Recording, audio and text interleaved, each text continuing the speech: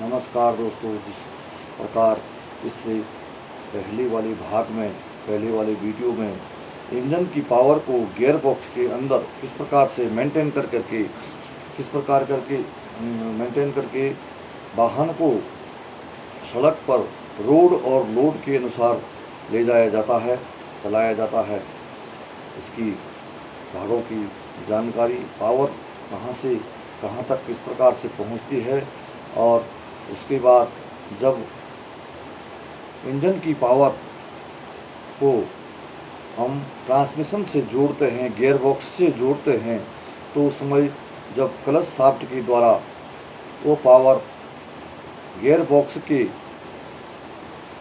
Main shaft तक पहुंच जाती है, और जब गियर बॉक्स के मेन शाफ्ट में पावर पहुंचती है तो उसके बाद हम गियर बॉक्स के माध्यम से हम जिस प्रकार से सड़क पर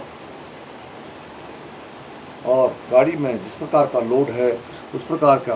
गियर लगा करके हम वाहन को सड़क पर चलाते हैं, तो जो इंजन की जो पावर है वो गियर बॉक्स के मेन शाफ्ट में आ जाती है, और उसके बाद गियरों के माध्यम से चाहे 1 नंबर से 5 नंबर तक या रियर बैक गियर जो सड़क पर वाहन को चलाने में लगाया जाता है, उस गियर की पावर को गियर बॉक्स के काउंटर शाफ्ट को जाती है। उस पर काउंटर बेयरिंग लगे होते हैं, काउंटरों के माध्यम से काउंटर शाफ्ट में जो है बहुत से काउंटर बेयरिंग हैं, काउंटर गियर हैं, काउंटर गियरों के माध्यम से उस इंजन की पावर को वाहन की रोड और लोड के अनुसार उसको मेंटेन करके, पावर को मेंटेन करके, उसका आरपीएम को अपने आप में कैपेसिटी मेंटेन करके वो पावर को जो है यूजे क्रॉस के द्वारा प्रोपेलर शाफ्ट में पहुंचती है। प्रोपेलर शाफ्ट के माध्यम से वो जो रियर व्हील ड्राइव वाले इंजन हैं, वो प्रोपेलर शाफ्ट के माध्यम से डिफरेंशियल तक वो पावर पहुंचती है। प्रोपेलर शाफ्ट के बाद वो बेबिल पिनियन में वो पावर पहुंचती है। बेबिल पिनियन क्राउन व्हील के अंदर फिट होता है, और क्राउन व्हील और बेबिल पिनियन की दांत आपस में हेलिकल तौर में मिला करके उसको वाहन को चाल दी जाती है, और इस प्रकार से इंजन की पावर को गियर बॉक्स मेंटेन करके सड़क में लोड और रोड के अनुसार से वाहन को चलाने में मदद करते हैं। इसी प्रकार वाहन को मार्च करने से पहले, जब वाहन को अधिकतर लोग नहीं जानते हैं कि वाहन को, गाड़ी को जो हम सड़क पर चलाने के लिए पहले स्टार्ट करते हैं, तो उस समय कौन सी कार्रवाई हमको करनी चाहिए। आज के जो आधुनिक युग की जो गाड़ियां हैं, जो टेक्नोलॉजी हैं, वो बड़े हिसाब से, बड़े निर्माता के अनुसार बड़े हिसाब से बनाई गई है, और वाहन चालक को जो गाड़ी को स्टार्ट करते हैं उनको उसको बड़े मेंटेन करना चाहिए, और अधिकतर लोग नहीं जानते हैं कि इसमें क्या करना है। तो मुख्य बात इसमें यह है कि जैसे ही वाहन चालक सीट में फर्स्ट प्रेस करके वाहन की सीट में बैठता है, वाहन चालक सीट में बैठता है, तो उस समय वो स्विच को ऑन करता है, और ऑन करते ही स्टार्ट कर देता है। अधिकतर लोग जो नहीं जानते हैं या जानते हुए भी गलती हो जाती है, तो इस प्रकार से वो वाहन में काफ़ी कमी आ जाती है। इससे पूर्व जो पुराने वाहन थे, जो पुरानी टेक्नोलॉजी थी, उसमें हम स्विच को लगाते ही डायरेक्ट एकदम एक्सीलरेटर देके गाड़ी को एक्सीलरिंग करके स्टार्ट कर देते थे, जिससे कि उस इंजन में बहुत सी कमी बहुत जल्दी आ जाती थी। जैसे वाल्वों में, एग्जास्ट और नेट वाल्व में कार्बन जम जाता था, वाल्व मैकेनिज्म में बहुत ज़्यादा धुआं आके जो कार्बन जम जाता था, और ऑयल जल्द ही ख़राब हो जाता था, काला हो जाता था, जो इंजन ऑयल है काला हो जाता था, और क्रैंक शाफ्ट भी बहुत काली हो जाती थी, मतलब उसमें कार्बन जम जाता था। तो इस प्रकार से उसमें बहुत ज़्यादा कमियां हो जाती थी, क्योंकि इस ये इंजन की जो ब्लॉक था उससे हेड गैस्केट जो थे ये लीकेज मार देते थे, इतने सील्ड नहीं रह पाते थे और कुछ समय तक ही उसमें जो मिक्सर था वो रुकता था, उसके बाद वो लीकेज मार देता था। क्योंकि जब वाहन चालक स्विच को ऑन करके वाहन को चला स्टार्ट करते हैं और जब वाहन को खड़े करके करने के लिए वाहन को रोका जाता है और इंजन को बंद कर दिया जाता है, उस समय जो है पिस्टन की स्थिति सिलेंडर के अंदर किस प्रकार से है, पिस्टन की स्थिति क्या है, वो सक्शन स्ट्रोक में है या कंप्रेशन में है या पावर में है या एग्जॉस्ट में, ये किसी को पता नहीं लगता है, क्योंकि वो सिलेंडर ब्लॉक के अंदर है और सिलेंडर के अंदर है। तो जिस समय हमने स्विच को ऑफ किया उस समय पिस्टन या तो नीचे है, कोई पिस्टन नीचे होगा, कोई ऊपर होगा, कोई बीच में होगा, कोई सबसे नीचे चले जाता पावर में होगा और कोई एग्जॉस्ट में आधे में होगा। तो इस समय जो मिक्सर है वो ताज़ा मिक्सर भी और उसमें जली हुई गैसों का मिक्सर भी जहाँ का तहाँ रुक जाता है। और जो ये आधुनिक इंजन निर्माता जो वैज्ञानिकों के अनुसार बनाए गए हैं वो बहुत अच्छी टेक्नोलॉजी के और बहुत क्षमता उठाने वाले बनाए गए हैं। इसमें जो है मिक्सर सील्ड रहता है और बाहर नहीं आता है, बाहर उसका लीकेज नहीं होता है।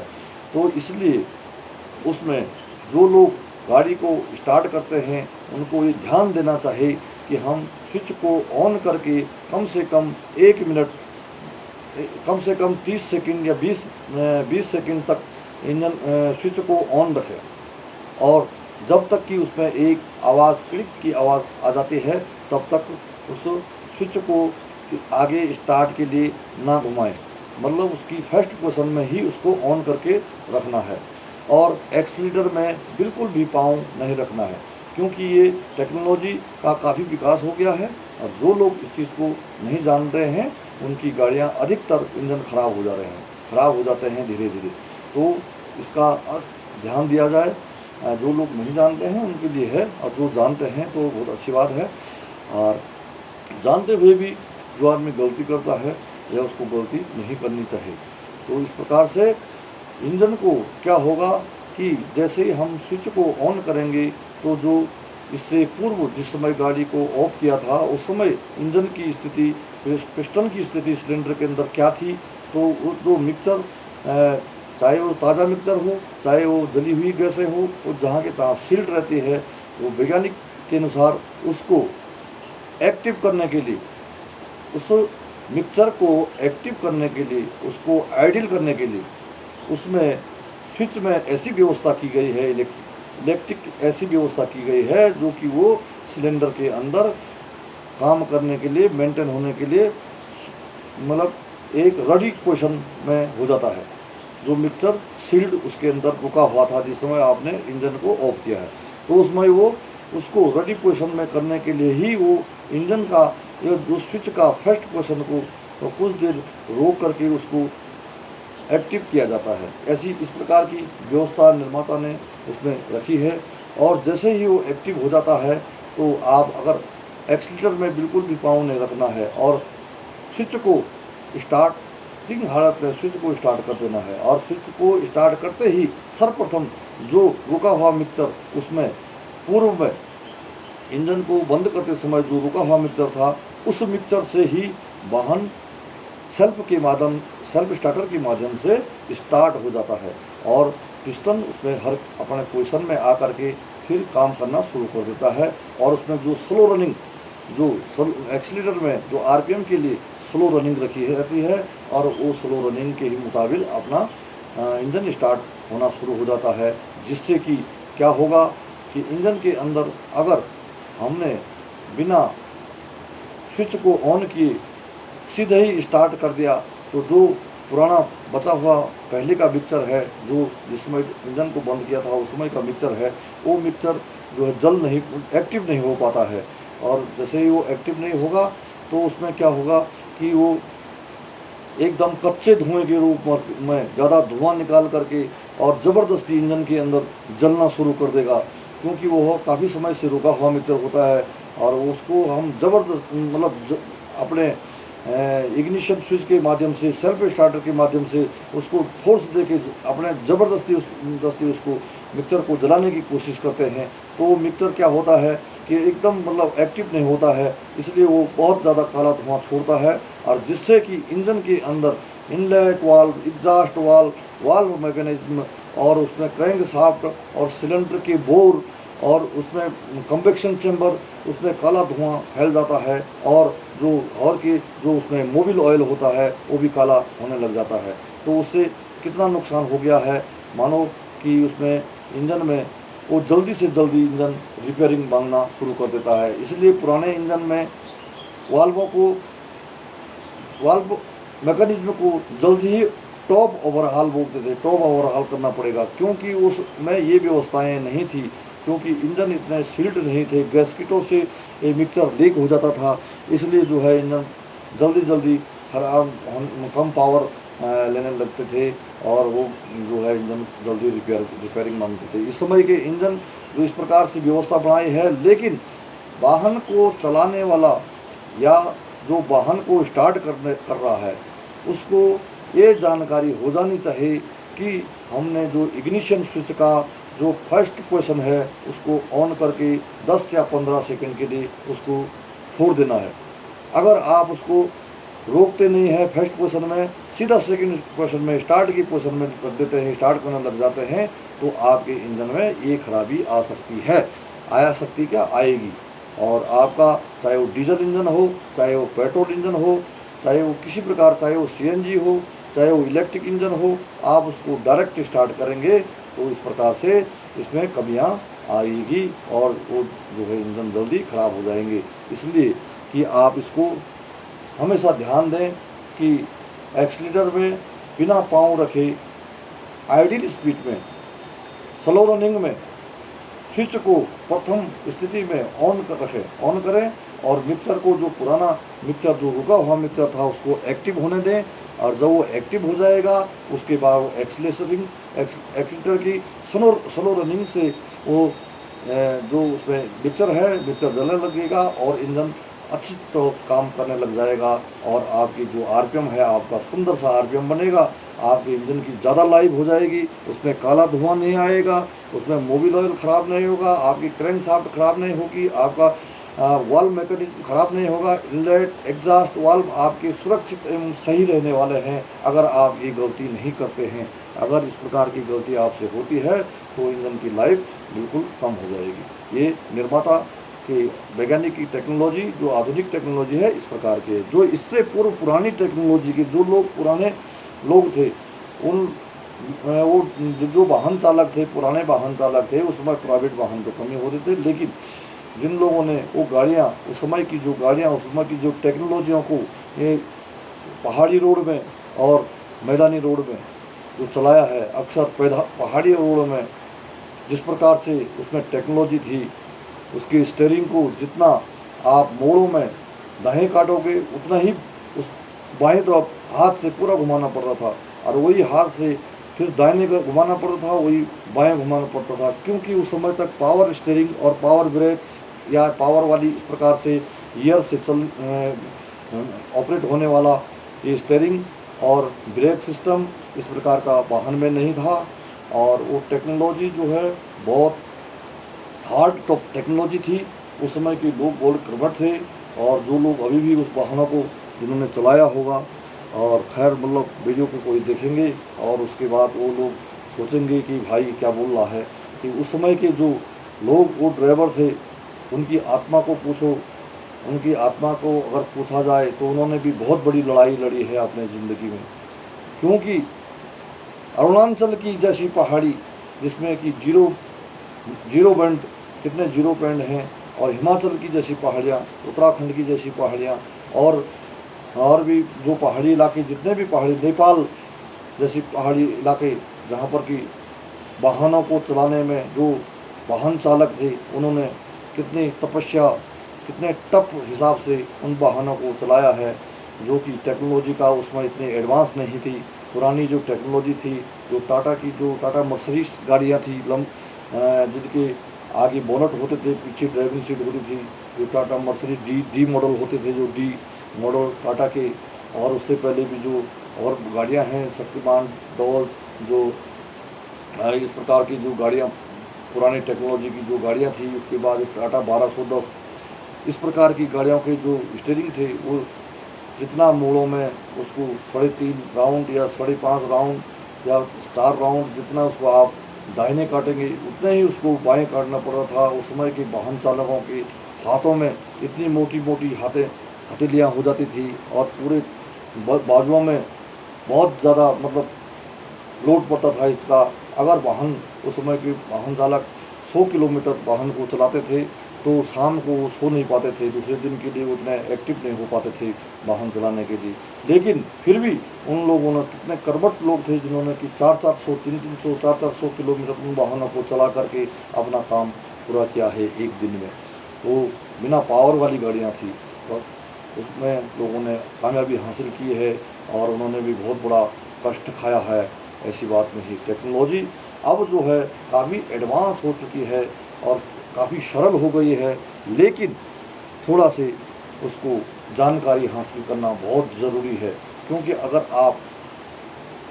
थोड़ा अब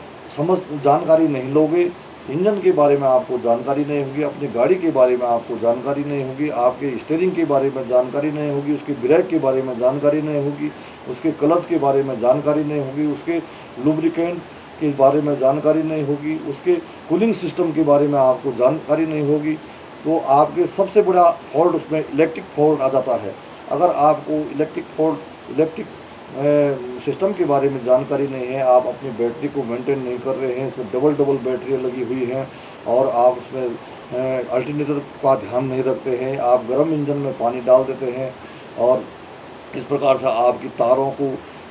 कहीं से कहीं नुकसान पहुँचाता है, आप उसकी देख रेख नहीं करते हैं, उसकी first parade, second parade, hold parade और लास्ट परेड अगर नहीं करते हैं तो इस प्रकार के इंजनों से आपको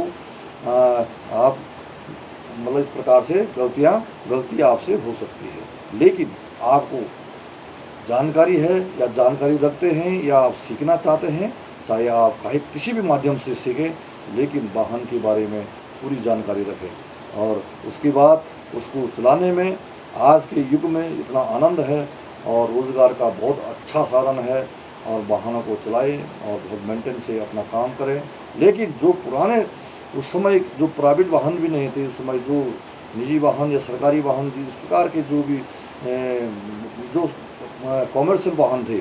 और उनमें जो लोग नौकरी करते थे या अपने वाहन को चलाते थे, उन लोगों ने जो दिन देखे हैं इन वाहनों में, इन रोडों में। उस समय सिंगल रोड हुआ करती थी, गाड़ी ऊपर भी लगती है नीचे भी लगती है और उसमें नीचे भी खाई है, ऊपर भी एकदम पहाड़ चट्टान है और गाड़ी की स्टीयरिंग बिल्कुल पावर में कोई भी नहीं है और ब्रेक उनकी मैकेनिकल हैं, हाइड्रोलिक मैकेनिकल। इस प्रकार के लोगों ने बड़ी तपस्या करके उन गाड़ियों को चला करके अपने जीवन में सक्सेस हुए हैं। आज उनके बच्चे भी फलीभूत हैं, ऐसी बात नहीं है। तो मैं दर्शकों से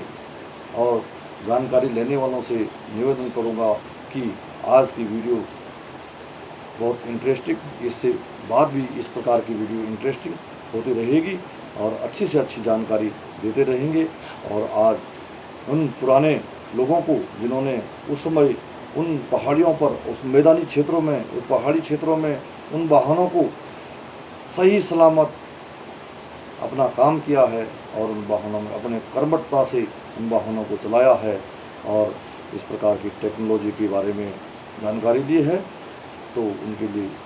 अपनी तरफ से नमस्कार और उनके जो आने वाले भविष्य के लिए और उनके भविष्य के लिए हमारी शुभकामनाएं हैं जो उन लोगों के। और आज उनके लिए इस वीडियो के माध्यम से और एक लाइक और शेयर और सब्सक्राइब बनता है, तो अगर अच्छा लगे तो अवश्य करें। नमस्कार।